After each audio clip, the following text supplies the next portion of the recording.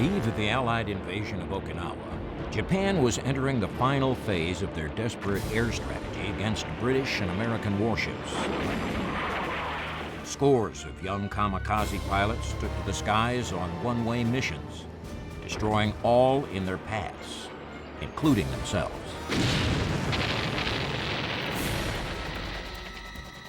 Flying from Kagoshimi's Kokubu airfield on Kyushu are 8 Japanese D-4Y-3 Judy dive bombers.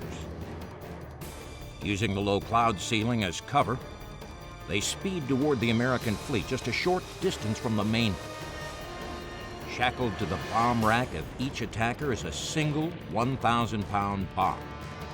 And on this overcast March morning, one American ship looms larger on the horizon than the others.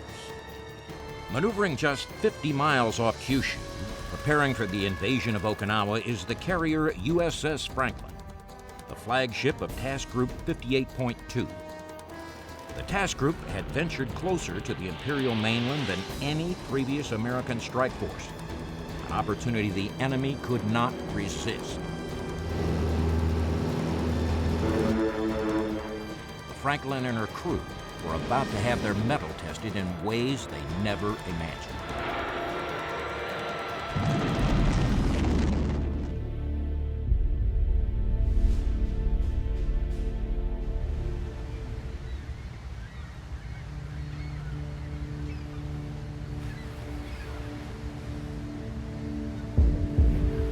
The Essex-class aircraft carrier, pride of the U.S. Navy, was designed to spearhead the American offensive in the Pacific and carry the weight of naval air power to the Japanese.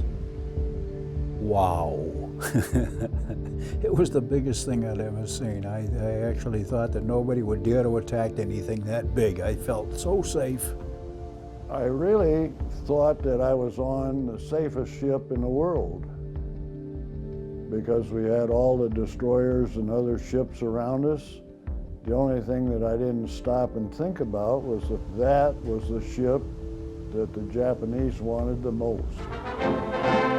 Another giant aircraft carrier joins the American Navy. Commander McAfee, head of the Women's Naval Auxiliary Forces, swings the champagne as she christens the new ship Franklin.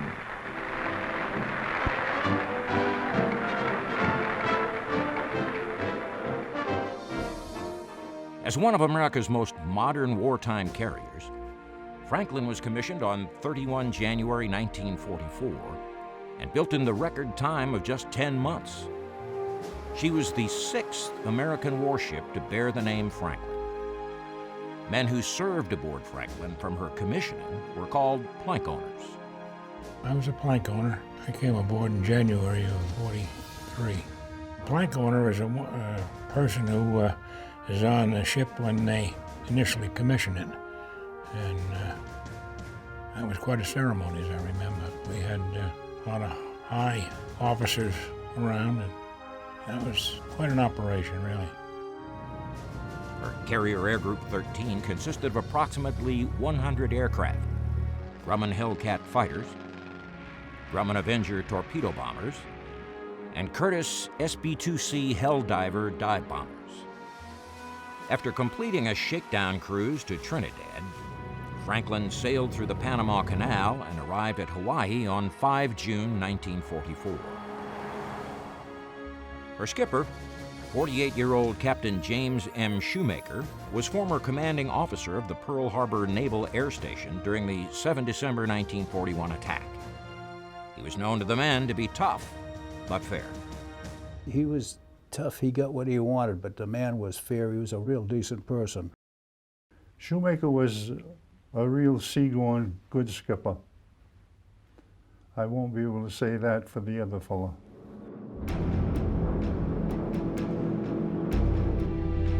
Attached to Task Force 58.2 of the 5th Fleet under Vice Admiral Raymond Spruance, Franklin saw her first combat operations in early July with sortie carrier strikes against Iwo Jima, Guam, and Rota Island. That was designed to soften up defenses for the subsequent ground assault of the Marianas.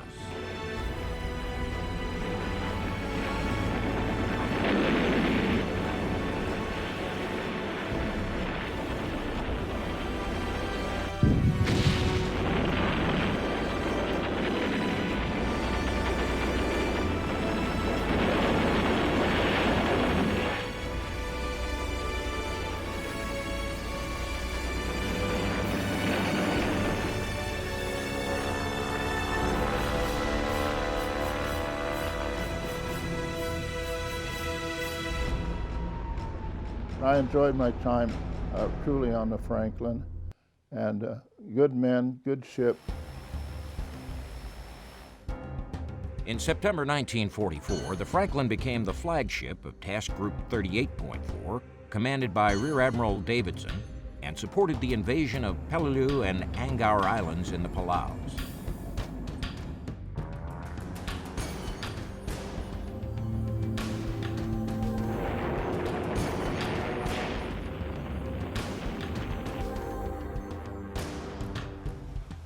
She crossed the equator on 20 September 1944. If I live to be 1,000, I'll never forget crossing the equator. Punishment was pretty bad. Sick bay was kind of filled with people that get hurt kind of bad. They actually took down the American flag and run up the Jolly Roger. And rank had nothing to do with this thing here. If the skipper wasn't a shellback, he was treated just like the rest of the people out there, as many of the officers found out. They found that there was no such thing as officer's privilege when you're crossing over there. The first time you cross the line, you get paddle line, you get to eat trash or whatever they can do to you. It's a fun time for everybody. Everybody gets to have their day. On the evening of 13 October 1944, while cruising off Formosa, Franklin was attacked by 4 Betty torpedo bombers. Captain Shoemaker dodged 2 torpedoes, and all 4 Betty bombers were shot down. But one Betty bomber, approaching Franklin from the port side amidships, and hit by Franklin's gunners and on fire, slid across the carrier's flight deck and crashed into the sea to starboard.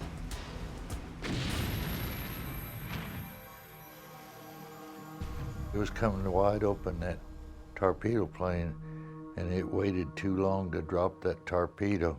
It just barely cleared to where it would go over the flight deck, but it evidently had one wing just a tiny bit low, and it tipped the end of that gun barrel and spun out across the flight deck. The longer we get on there, the more I realized it wasn't the place to try to make a living. It was a job, and it was a tough job. We had a good bunch of gunners on that ship. A lot of Marines. They could shoot.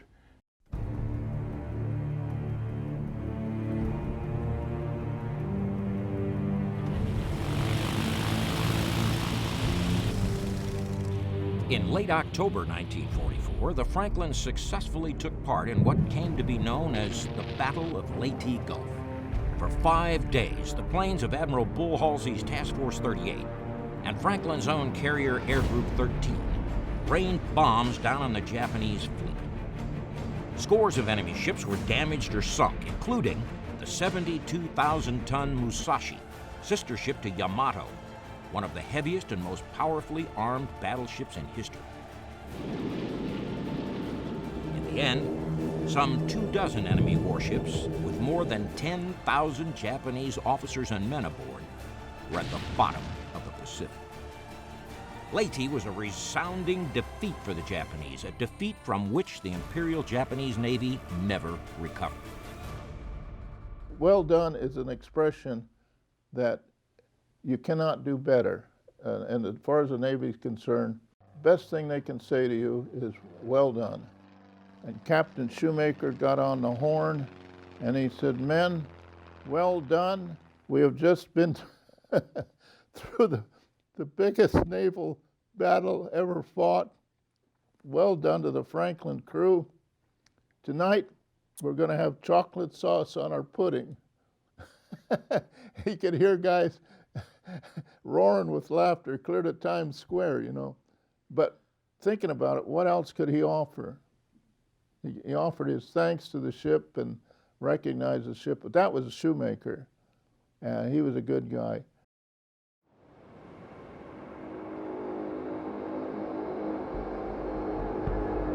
On 30 October 1944, while sailing off Samar Island in the Philippines, Franklin became the prime target of the kamikaze Special Attack Corps.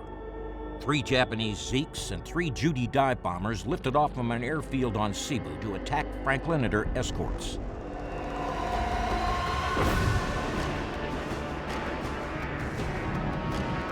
Franklin's gunners and those aboard supporting vessels splashed 4 of the attackers. The one Zeke crashed into the carrier USS Belleau Wood. It killed or wounded 92 officers and men. A second Zeke, hit by Franklin's gunners and burning, slammed into Franklin's flight deck right next to number 7 5-inch 38 gun.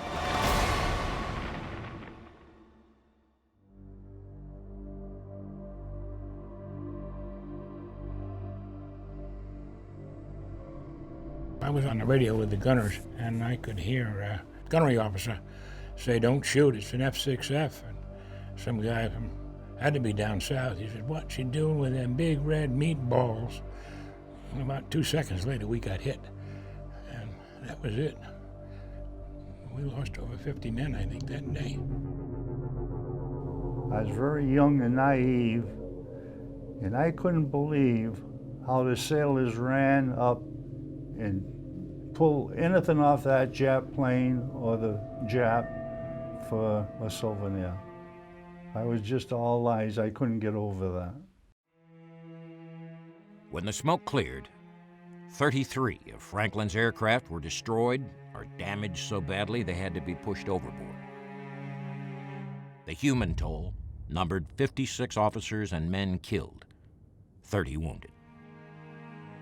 Most of them, they were putting a mattress cover with a 5-inch projectile, put them between the legs, sew it up, put them on a plank under a flag, say the words and commit them to the deep, and they were gone.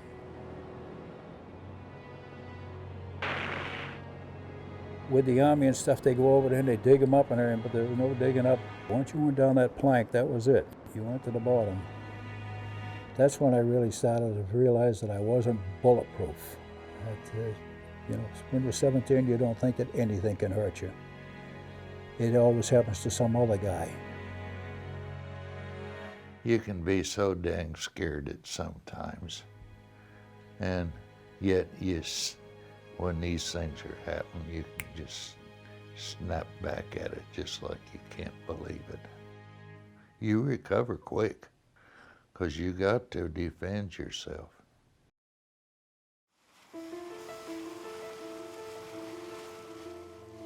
The Franklin's short combat record was impressive. At less than 6 months, from 4 July through November 1944, Franklin steamed 90,000 miles and earned 4 battle stars.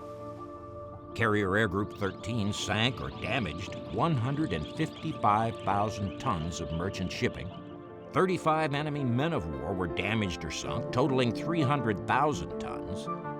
And the Franklin destroyed or damaged more than 338 enemy aircraft.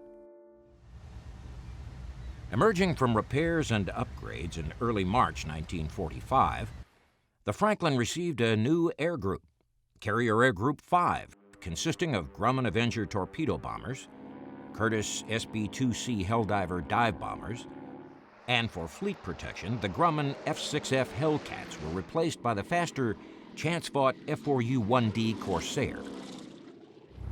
Augmenting the Navy squadrons aboard Franklin were 2 Marine Corsair fighter bomber squadrons, VMF 452 and Pappy Boyington's former and famous Black Sheep Squadron, VMF 214. The principal change to impact the crew, however, came in the form of a new commanding officer, Captain Leslie Edward Garys. He'd assumed command at Ulithi the previous November.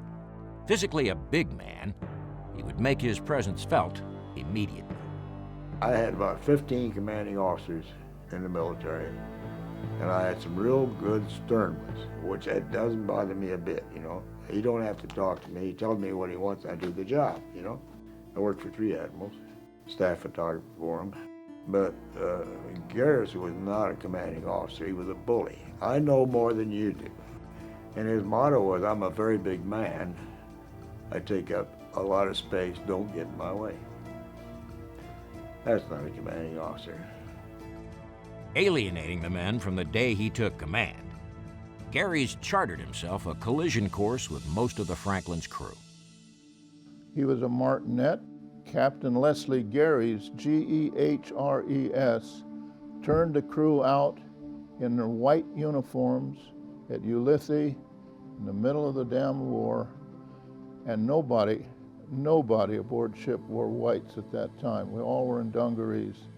He berated the crew and told us we were malingerers and we weren't any good, and if the gunners had been any damn good, they would have shot down the plane.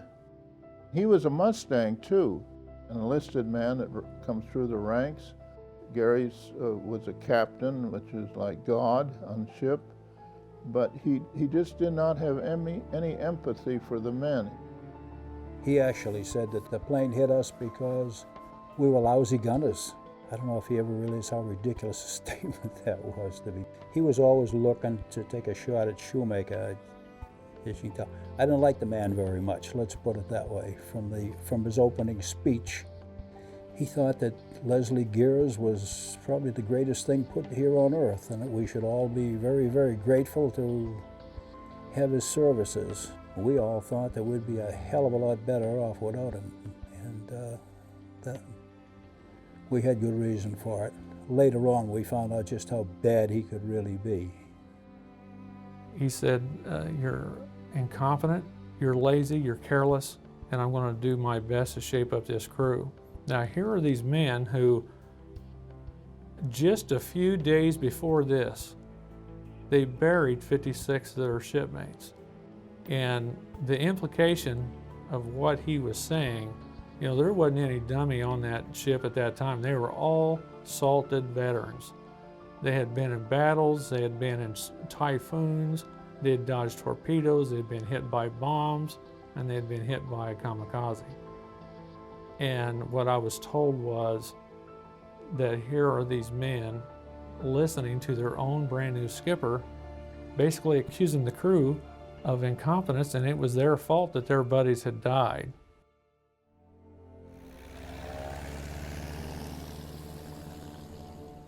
Also joining the Franklin after repairs at Bremerton was a 39-year-old Jesuit priest and mathematics professor from the College of the Holy Cross in Worcester, Massachusetts. Father Joe O'Callahan also held an honorary degree from Georgetown University. He'd entered the Navy in 1940 and served in the Mediterranean theater aboard the aircraft carrier USS Ranger. Father Joe was well liked by the men who considered him a natural leader.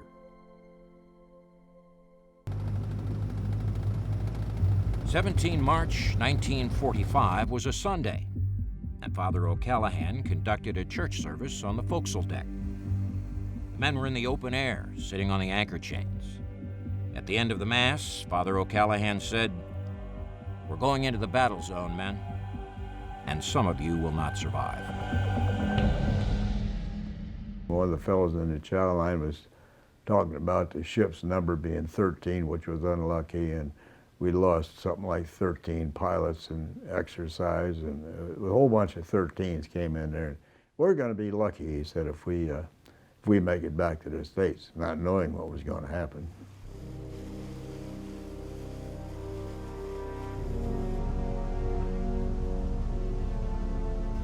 We left Ulithi and we're going up there, and there's 6 aircraft carriers, and we're all going to flank speed, and I looked out and you see the whalebone in front of their bows, you know, we're heading towards Japan, and I said, where are those Japs now? We're really going to kill them. I knew we were going into harm's way, and each division would come up on the flight deck, and the officer would go down and you check your dog tags and make sure you had your dog tags on. I said, we're really going into something now. Now, we got into the area near Japan on the night of March the 17th, St. Patty's Day, and the Japanese knew we were there. They came over and lit up the sky with flares, probably a 30-mile radius, and just lit this. It was like downtown Times Square type of deal. And the aircraft carrier were not allowed to fire for the simple reason that all of our guns were on the perimeter of the flight deck, and they would absolutely put up a very definite target for the Japanese. Over the next 2 days, Franklin's crew would go to battle stations 12 times. As the fleet and Franklin's air groups pounded Japanese airfields on the mainland, The Japanese, in turn, struck out for the fleet with special deadly emphasis on the carriers. On 18 March, a Dud bomb struck USS Enterprise. USS Intrepid downed a Betty bomber whose bomb load missed that carrier by just a few yards. A Judy dive bomber targeted USS Yorktown, its 550-pound bomb blowing holes in her hull. The next day, 19 March 1945, it would be Franklin's turn.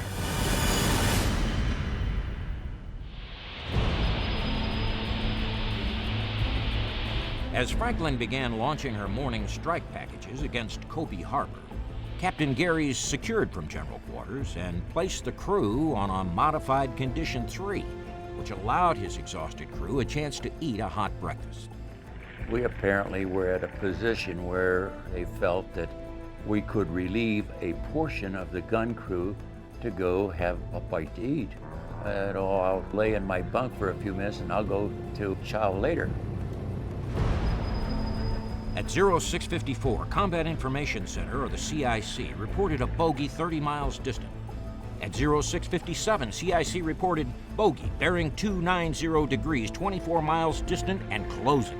We're at the same sea condition as if we were cruising off San Diego, as far as a dogging down the doors, and so forth. And of course, any thinking person would know that would be a big mistake. Over the next 11 minutes, Franklin received 3 more warnings of multiple bogies closing on her. But for reasons unknown, Captain Garys chose not to call the crew to General Quarters. We couldn't figure it out. People down in the boiler rooms even mentioned, they said, why did we go in Condition 3? We're 50, 60 miles off of Japan. They can come out and attack us in a Piper Cub for crying out loud. Finally, CIC reported a bogey closing from 270 degrees, distance 12 miles. 12 miles out. They come in 300 miles an hour. How long does it take to cover 12 miles? It's like nothing. Captain Garys at that moment called the fire control officer and alerted him to fire on any unidentified aircraft without further orders. But he still neglected to call his crew to battle stations or General Quarters. 30 seconds later, the Hancock radioed Franklin in the clear. Bogey 350, distance 10. According to Captain Garys, this message was never transmitted to the bridge.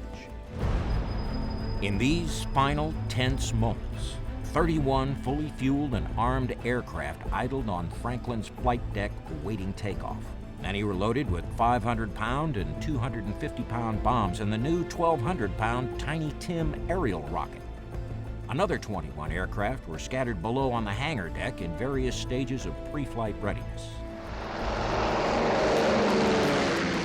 At 8 minutes past 7, USS Hancock, sailing 1,000 yards off Franklin's port beam, radioed a final urgent 3-word message to Franklin. Bogey closing in. We didn't have any idea there was anything going on. Everything was normal.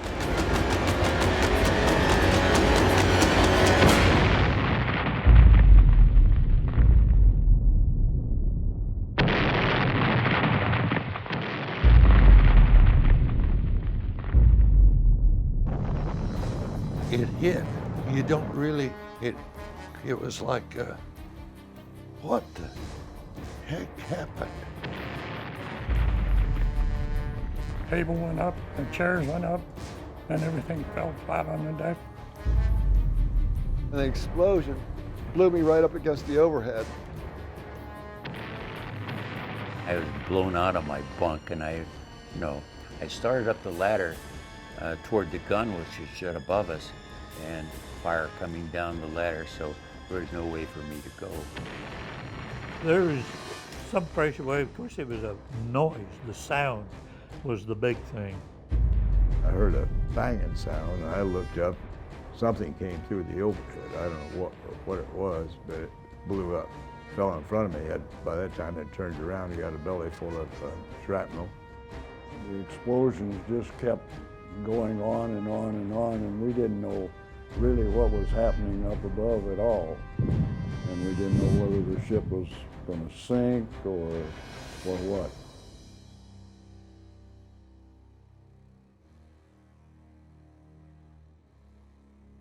All hell broke loose. There was a fire station there fire hose and a gear with a wheel on it. I turned the gear and I threw the hose out the porthole. Nada, zip, no water. I realized then, I think, that the water mains on the ship, or whatever they call them, had broken.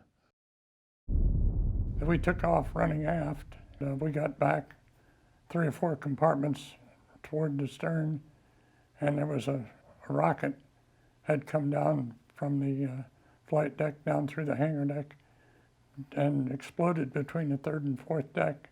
When we got near that, it was burning a fire there, so we turned around and ran back to the compartment where we were having breakfast, and we started to go forward, and they said, no, there's fire forward, we can't go there.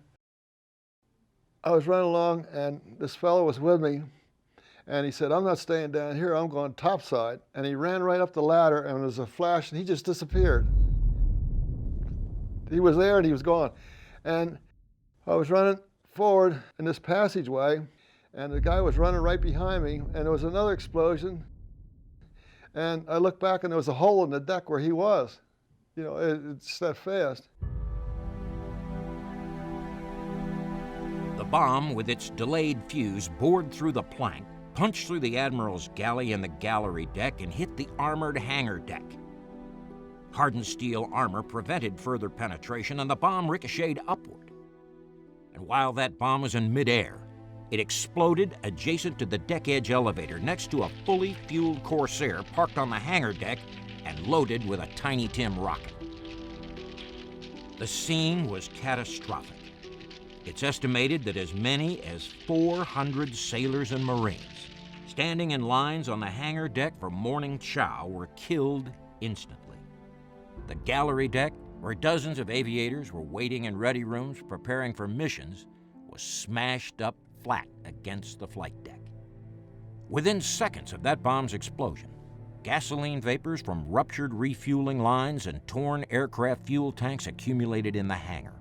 And suddenly, the volatile vapor exploded throughout the length of the hangar deck.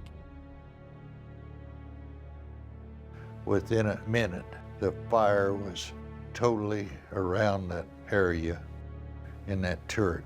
This is a boxed-in turret, and there's a hatch.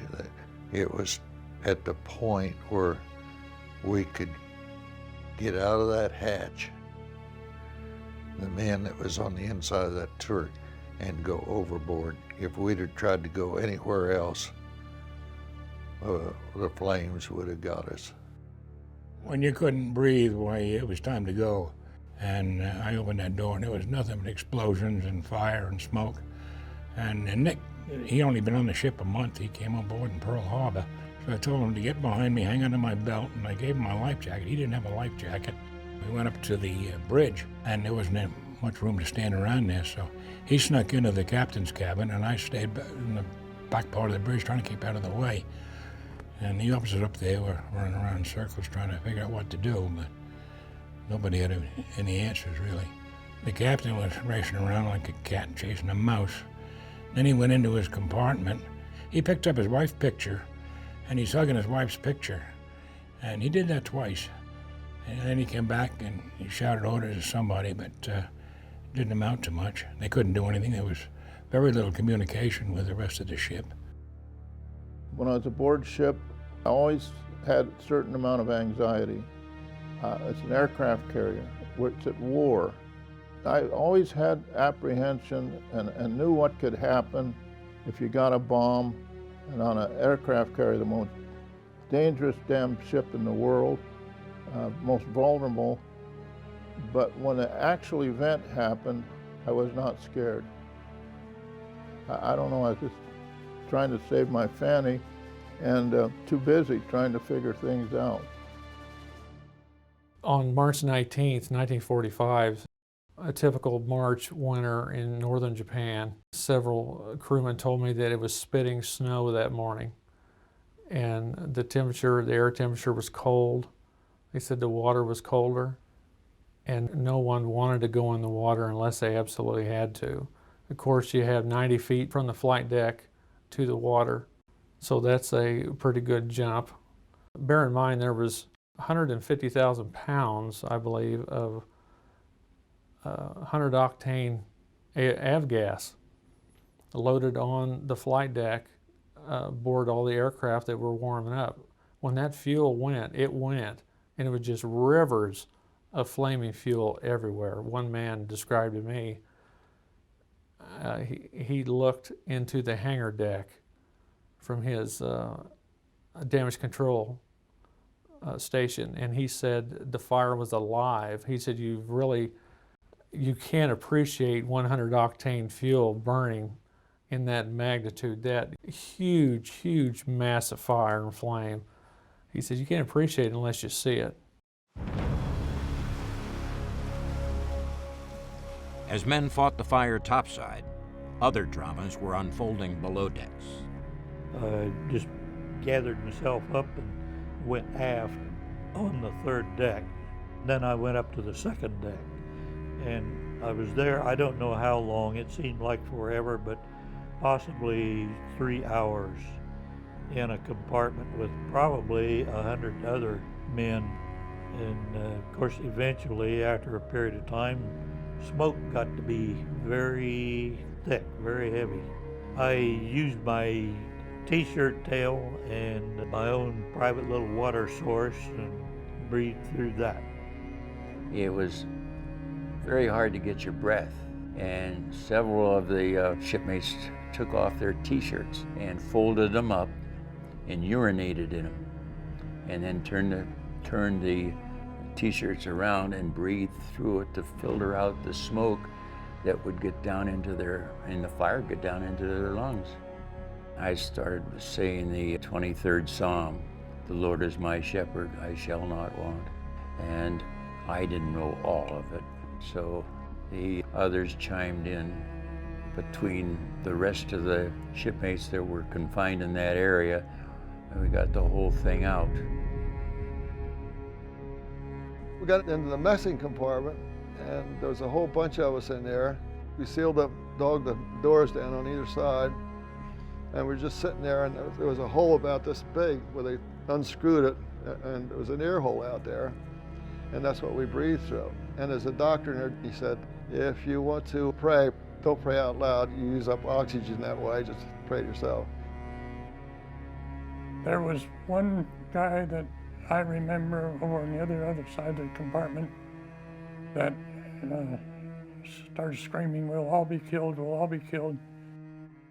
Well, there was a lot of praying going on. There was several people that were kind of screaming, and people were trying to calm them down, and it was mass confusion.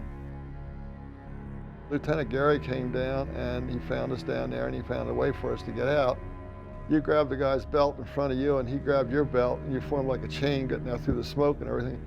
And he went out, and he went down, and he knew the ship like the back of his hand. And we got into the uptakes, and there was a ladder there, and we went up the uptakes and got up on the flight deck. Everybody wants a head for the doors, and they're excited, you know, jumping around and whatnot. I told them that I'm going to try to find an exit, and if I find one, I'll be back. I came back, so I explained to them that if we all hold on to one another's belts and don't rush at all, don't push, we can maneuver out slowly. This is when I push my strength to yell to the crew members that you better listen to what's happening, because we won't make it. And they did, they listened. To this day, it amazed me how a 17-year-old kid can control a crowd this large. Now, in the other mess hall, there was a lieutenant, I think he was a full lieutenant, that led out a crew of sailors and did the same thing. I'd like to add at this point, the lieutenant received a Medal of Honor. I received a Navy Cross, and that's one thing I can understand to this day. During the next 5 hours after the initial enemy bomb impact, It's estimated that more than 50 of the 66 500-pound bombs loaded on the Franklin's flight deck exploded. Among the most deadly hazards on that flight deck were 1,200-pound Tiny Tim aerial rockets. These high-explosive missiles were touched off by burning fuel and roared off in every direction. I was standing in, this big thing went flying by. So I said, "What was that?" And they said, "It's a Tiny Tim." I said, "It ain't a tiny anything." Franklin's executive officer, Commander Joe Taylor, watched the scene unfold on the flight deck. Sailors, Marines, and aviators, some without firefighting training, ran headlong into the smoke and fires with hoses to save the ship. Taylor would later write, "Their heroism was the greatest thing I've ever seen. They simply would not leave their hoses in spite of what appeared to be certain death and disaster." This fellow was behind me, and we were fighting the fire, and he said, "I'm going over the side, the ship's going down." I said, "The flag's still flying." I knew they'd strike the colors before they abandoned ship. So we're fighting the fire, and there was an explosion, and men went flying up in the air and everything. And all of a sudden, I couldn't hold the hose anymore, and it was snaking on me, so I fell on the hose, and I turned around, and I said, "You son of a bitch." And he ran right off the end of the flight deck. You ever see anybody riding a bicycle with no bicycle underneath of him? He never stopped running. He ran right into the air, and I saw his waist and his shoulders and his head, and he just disappeared, you know. I remember being on a 2.5-inch fire hose with a big Marine. All of a sudden, the ready service room blew up right in front of us, and we turned and dropped the hose and turned and ran, and a big chunk of metal came down over my shoulder, and I stopped and I looked over to the side, and there was a helmet. I ran over and I grabbed the helmet and put it on and then kept running. Not that it would have done any good had it hit me. Some of these guys really panicked, and they're just running nowhere. Some of them were running toward the fire. This guy come running out of the fire, and I said to somebody, "Hey, slow down," or something. I reached out and grabbed him by the arm.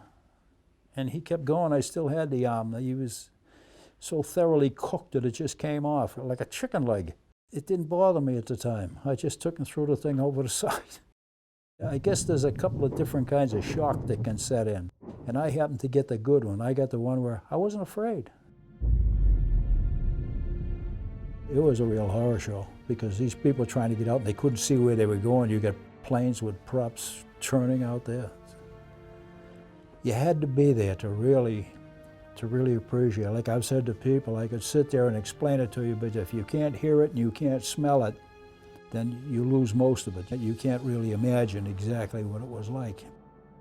I'm up on the flight deck. It was chaotic. A propeller off one of the planes, a 3-bladed propeller, flew through the air, hit the #1 mount, and sat like a top, spinning. It was just like a sickle or a sigh, those blades spinning around. And the gasoline was just pouring off the flight deck like a fountain of gasoline. And I dropped into the water, which was a very bad move.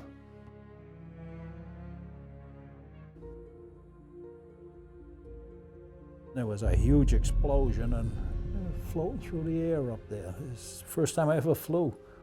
There was 3 of us, and we were together all the way up and all the way down till he hit the water. That was like hitting concrete.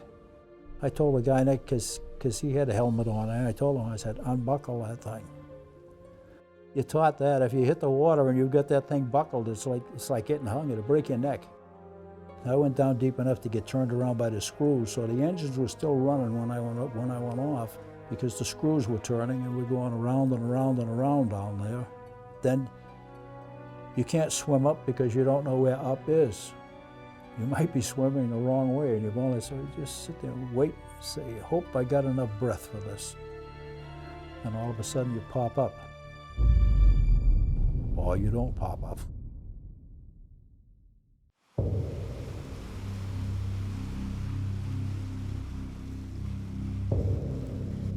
One of the first ships to dramatically come alongside the Franklin was the light cruiser USS Santa Fe at about 0930. The Santa Fe's skipper made a gutsy move and turned his ship right into the Franklin. They quickly became locked together, and it was then that the men on the escort ship saw the carnage firsthand. Aboard Santa Fe that morning was a gutsy 22-year-old photographer, photographer's mate first class Al Bullock. Bullock's dramatic images and film footage would go on to be ranked among the best and most historic combat imagery in all of World War II.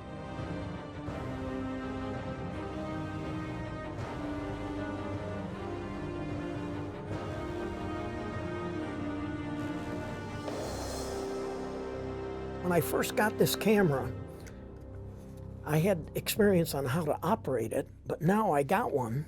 And so one of the first shots I get is the carrier.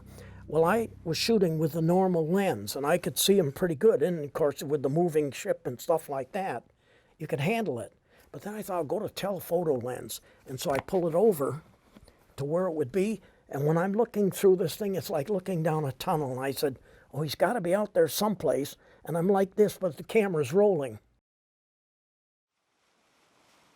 When I went aboard the carrier to take pictures, and I heard him say, 2 or 3 guys, let's get off this goddamn thing. It's sinking.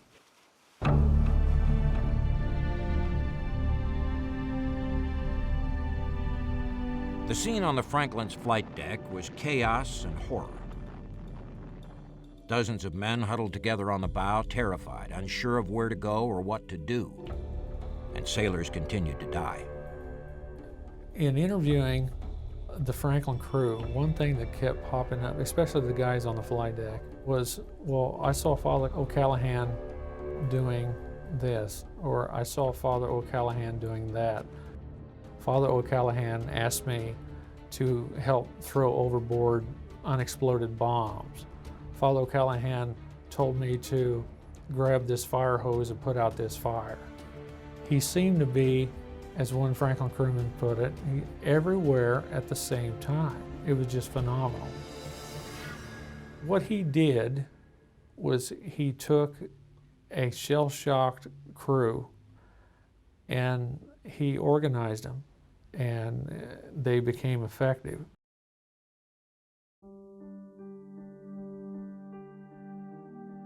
Well, Bob Blanchard, he didn't know why the chaplain had his hands on his shoulder. And I said, because he was holding you down, you wanted to get up. And so he said, well, I didn't want to be transferred over to that ship on the basket, because if the ship banged together, they'd never find him. He was truthfully there. It's a moment that Robert Blanchard, to whom Chaplain O'Callahan gave the last rites, will never forget. I knew the situation, but I didn't realize it was that bad. You know, I didn't realize I was in such bad shape. I knew I wasn't good, but I didn't think I was in that bad shape, but I really was. Yeah, after a while, I realized, gee, wow. I went through quite a bit. By 0945, the Franklin began to list heavily to starboard from the almost 3,000 tons of firefighting water which had accumulated below decks. By 1000 that morning, the Franklin was dead in the water, burning, drifting ever closer to Japan. Admiral Davidson had long since transferred his flag to the Hancock. Before his departure, the Admiral informed Captain Garys he thought there was no hope of saving the carrier. At the time, Garys didn't respond to Davidson, but in an interview years after the war, Garys said he thought it was none of the Admiral's damn business, and that with men still trapped below decks, abandoning a Franklin would mean certain death for hundreds of his crewmen. By midday, Admiral Davidson ordered the USS Pittsburgh to take the Franklin in tow. As weary Franklin crewmen worked to secure the tow line, exhaustion overtook them. It was only when the black steward's mates on board the Franklin joined in with a chorus of heave-ho that the two lines started moving. Executive Officer Joe Taylor later said that the black crewmen, all working together and singing, were the men who finally brought the tow lines over. With Franklin under tow by the Pittsburgh at 2 knots toward Ulithi, rescue efforts continued. Once the Franklin was hit, all orders throughout the fleet was for all the strike aircraft to return from Japan, and the fleet was formed basically to save Franklin. Finally, you start seeing destroyers coming up and trying to pick up men.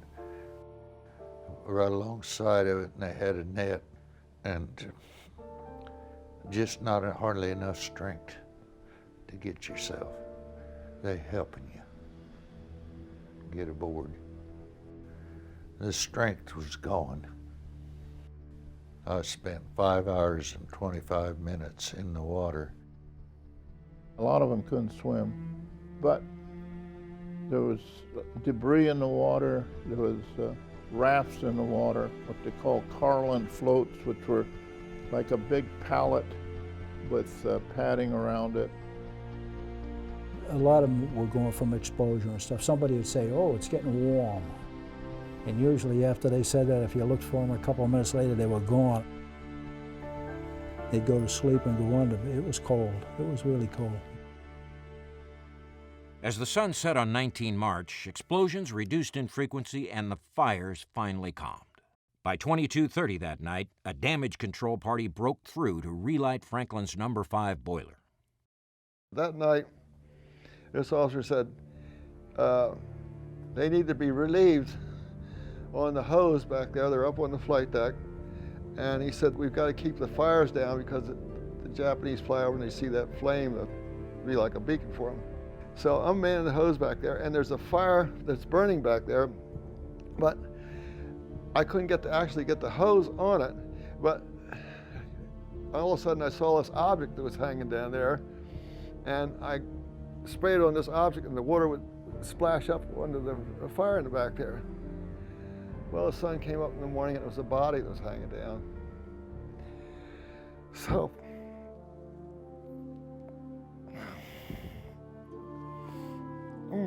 I guess he helped save the Franklin too. I'm sorry.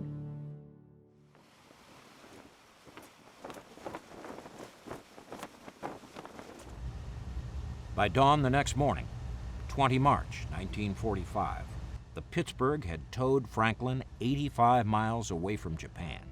And by 1100, with boilers relit, Franklin was plowing forward at 14 knots. Gary's requested permission to cast off the tow line. Admiral Davidson granted his request. Unbelievably, Big Ben was sailing once again and under her own power.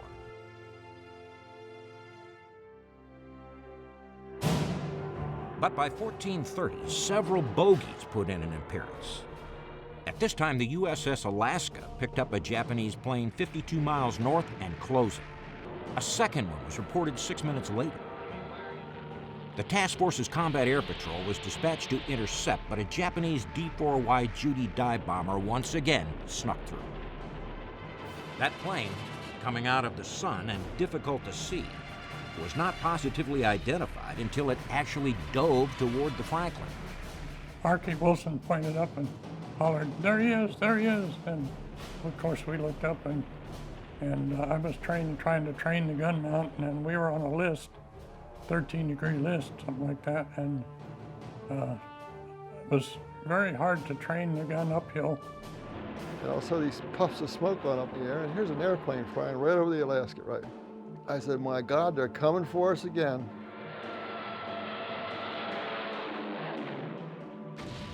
About the time that we opened fire, I saw the nose of the plane rise up a little bit when he let his bomb go, and the bomb went right over the port stern.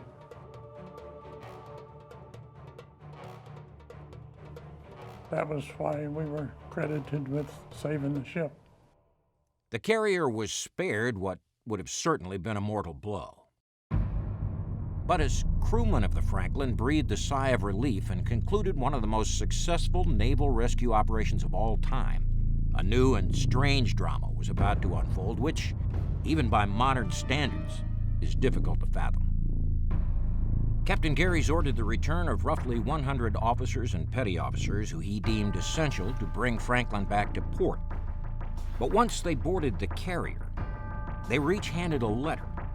That letter read, "The commanding officer requires an immediate explanation in writing as to when, where, and why you, able-bodied and uninjured, left this vessel while she was in action and seriously damaged when no order had been issued to abandon ship." Franklin's crewmen, many with decades of experience and most with 3 years of war behind them, were shocked and bewildered. Their own skipper was accusing them of abandoning ship without cause. The rest of the Franklin crew aboard the cruisers and destroyers had already heard the rumblings that Captain Garys planned to charge them with desertion.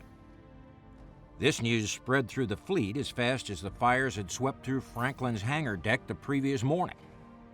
Additionally, the accusation angered thousands of fellow sailors in the fleet who'd witnessed the catastrophe. The Japanese made one last attempt to target the fleet.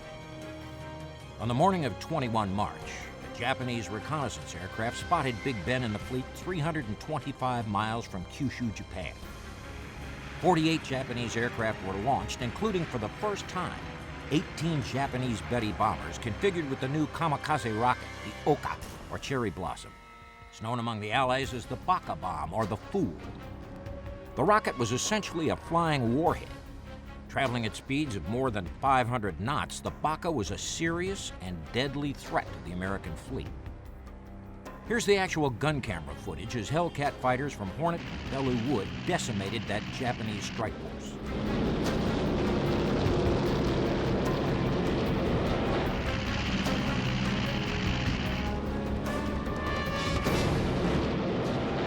None of the Bakas reached their intended targets. None of the American ships were damaged, and none of those Bettys returned to Japan. The Franklin and her remaining crew were finally, fully out of harm's way. That afternoon, Captain Garys completed the first formal muster of his crew since the strike. He counted 704 officers and men. 2 days later, just prior to arrival at Ulithi, Captain Garys created the Big Ben 704 Club, representing the 704 men who mustered on 21 March. Requirement for the 704 Club membership was that the sailor did not leave the Franklin during or after the attack on 19 March. Now, with a divided crew, the remaining men aboard the Franklin began the heartbreaking task of burying hundreds of their fellow shipmates. But owing to the large number of dead and limited resources, the Franklin's crew could not conduct normal burial at sea services. It was horrible. Because the men that were killed by that first blast were laying in 2 rows from the hatch going down to the mess decks. All those burned bodies, and they picked them up in GI cans, a lot of them, you know, they were burned so bad. And I walked in that Marine locker, and they had the fire in there and everything. The guys were just dead in their bunks. They never knew what hit them. And I walked across the deck, and my feet slipped on the deck because just like you roast something, you know, the grease comes out of their body, and it was on the deck. Yeah. It was quite a ceremony. It was kind of get to you, you know what I mean? It's a personal thing, but then all of a sudden, you know, a lot of them gone and you're still there, so. I guess I'd been aboard probably a month, and I had been told to go to a storage area under one of the aircraft elevators to pick up something and bring back to the fire room.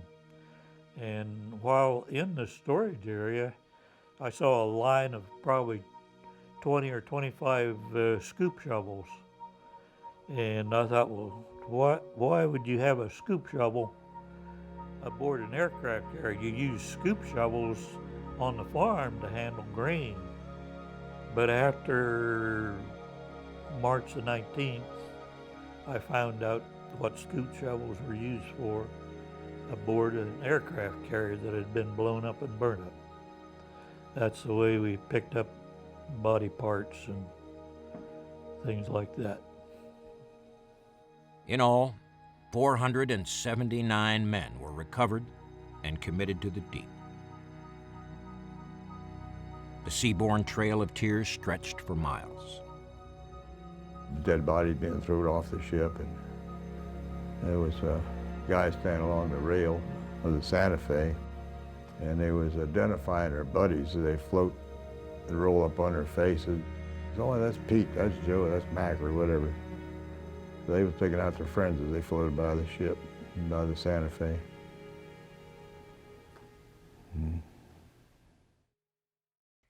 At Ulithi, a memorial service was conducted on Franklin's flight deck. Crewmen who were not aboard the Franklin prior to her arrival in port were not allowed to attend the ceremony. Those crewmen who were not members of Captain Gary's 704 Club were transported like outcasts to Hawaii aboard naval or Coast Guard receiving ships. On 3 April 1945, Franklin entered Pearl Harbor. Welcoming the ship were scores of dignitaries and senior officers who'd heard about the Franklin. Also there to greet the ship was a contingent of U.S. Navy waves. I can remember the people standing on the dock when we came in, and they were singing, and when they actually saw the ship up close, their mouths dropped open and there wasn't any singing from that point on. It was a group of waves that they had come down to the docks to see what it looked like, and they were horrified.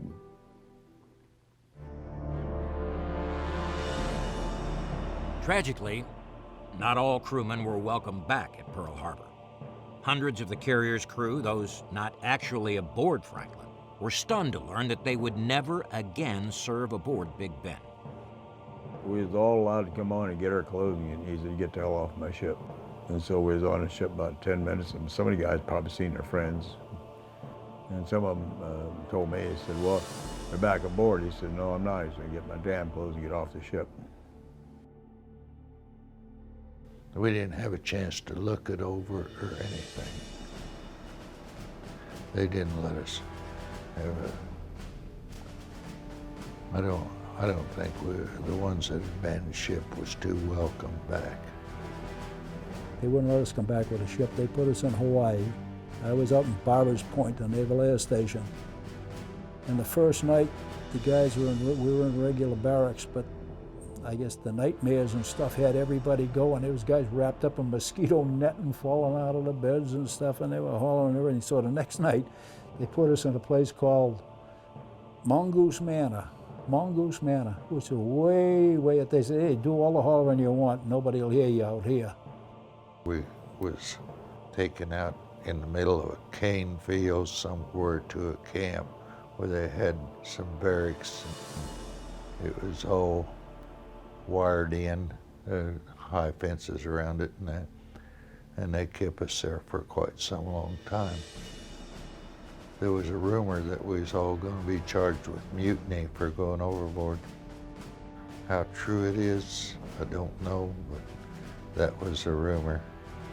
If it was true, I'd like to put one of them in my position or whole crew's position of being in that turret at fire and see whether it had been mutiny. This is a saga that has never been addressed as far as the Franklin goes. These men in the water have been forgotten, just like they never existed. We went down to Ulithi, and Captain Garris brought 400 men back on the ship that he wanted to bring back on. And he formed what's called the 704 Club, but they didn't bring the ship out of action. Anyway, and the rest of them, he claimed were deserters. They didn't desert. Where are they going to desert to? Japanese didn't want us on their beach. I'm sure hell I can go swim over there. So where do you desert to? The Franklin, now a shell of her former self, was fast becoming more than simply a heavily crippled warship. For sailors in the Pacific theater, she became symbolic of American survival, grit, and true heroism. In her darkest hour, she remained afloat. No order was ever given to scuttle her, and the time had now come for a 12,000-mile victory lap. On 9 April 1945, Franklin set sail for New York and the Brooklyn Navy Yard. More than 200 select crewmen were added to the 704 already on board. These numbers brought the total Franklin crew sailing home to 962 officers and men. The voyage was monitored every mile of the way, from the Panama Canal, on around the coast of Florida, and up the eastern seaboard.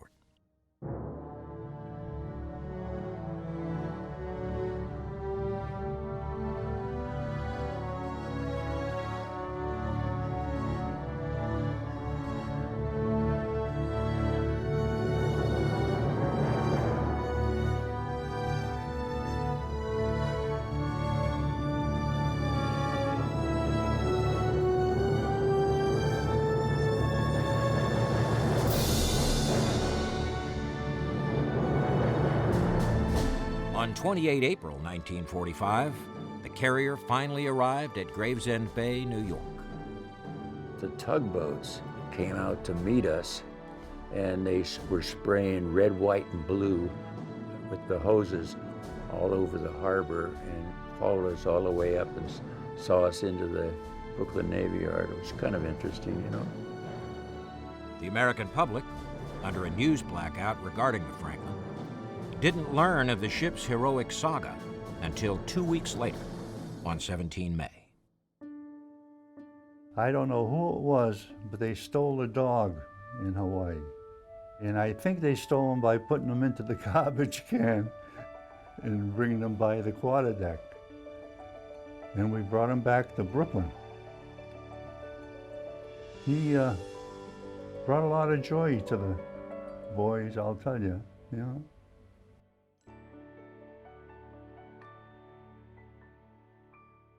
Of course, New York treated us very nice. 3 or 4 of us went down to one of the theaters there in Brooklyn, and we watched a movie, and then Pathé News comes on, you know. At 3 minutes before 7 on March 19th, less than 100 miles from Honshu. And the story about the Franklin and so on and so forth. Well, they went through all these things, and you know, they showed the whole damn thing. The fire raged as bombs, rockets, and small caliber ammunition continued to explode with increasing violence. Well, I'll tell you, the 4 of us went out of that theater, we were shaking. We didn't realize how bad it was, you know? Dozens of selfless heroes were born. The Franklin's crew was writing a magnificent page in the history book of naval disaster. It was something to see, because we're seeing it from somebody else's viewpoint, you know. It was kind of terrifying to see it. A ship that won't be sunk can't be sunk.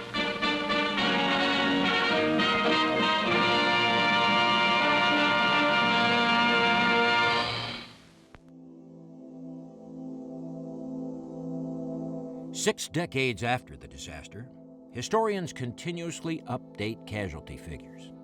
A recent count brings losses for the 19 March 1945 fire to 807 officers and men killed in action and 487 wounded in action. Casualties incurred during both Franklin cruises totaled 926 killed in action, the worst for any ship to remain afloat, and second only to that of the battleship USS Arizona, which rests at the bottom of Pearl Harbor. In solemn ceremony on her flight deck, more than 1,100 Purple Hearts were awarded to the Franklin crew. The sailors had become, and still remain, the most decorated crew in American naval history. 20 officers and men were awarded the Navy Cross. 23 Silver Stars were awarded, including one to civilian Donald Russell, the chance-fought Corsair representative. He was the only civilian in World War II to receive the Silver Star. Even as those ceremonies were concluding at New York, Captain Garys initiated court-martial proceedings against a select group of officers and charged them with several serious wartime crimes, including desertion. Personally, I think Garys knew he made a mistake by putting everybody on normal cruising, and we wasn't defending the ship, and it looked pretty sticky.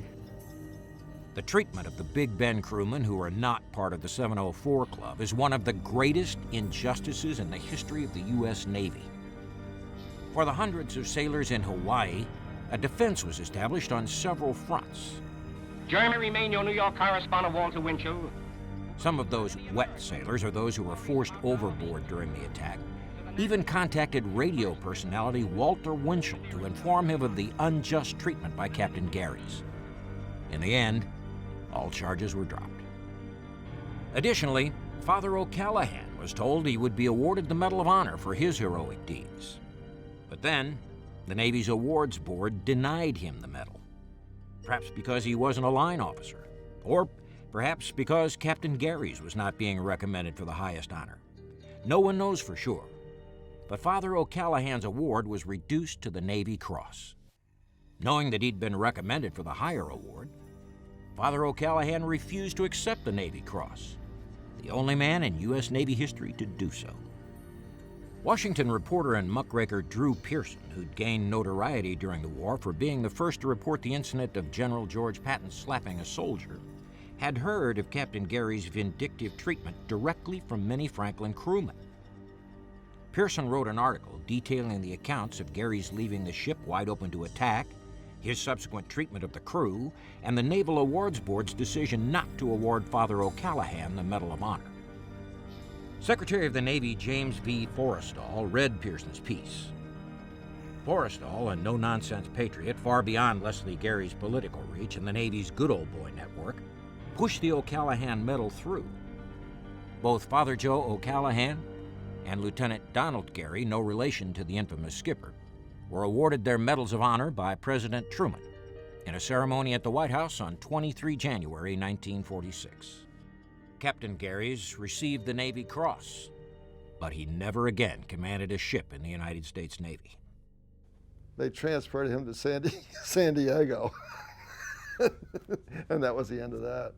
And that cost him the Congressional Medal of Honor because he pushed that. In the end, Franklin was rebuilt by the Navy. You know, when I left that ship for the last time, and it's put back just like it was, it took them a year to build it and it took them a year to fix it, painted and everything, I could still smell burned flesh on that ship.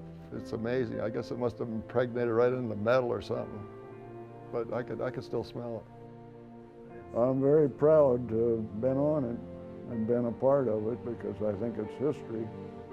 And it was an experience that I wouldn't ever want to go through again, but I wouldn't take $1 million for my memories. In 1952, Franklin was designated an attack carrier, or CVA-13. A year later, she was reconfigured as an anti-submarine carrier, or CVS-13. In 1964, Franklin was the first Essex-class carrier to be classified unfit for further service. She was mothballed. 2 years later, the ship was stricken from the Navy Registry and sold to Portsmouth Salvage Company for $228,000. She was cut up for scrap in 1969. Workers dismantling the ship at the time said they heard eerie voices and sounds below decks, like guys horsing around the way guys do. Many firmly believed the ship was haunted. Whether she was or not will forever remain a mystery. What's certain is that the fighting spirit of the men who proudly served aboard the Franklin is one thing that will never die.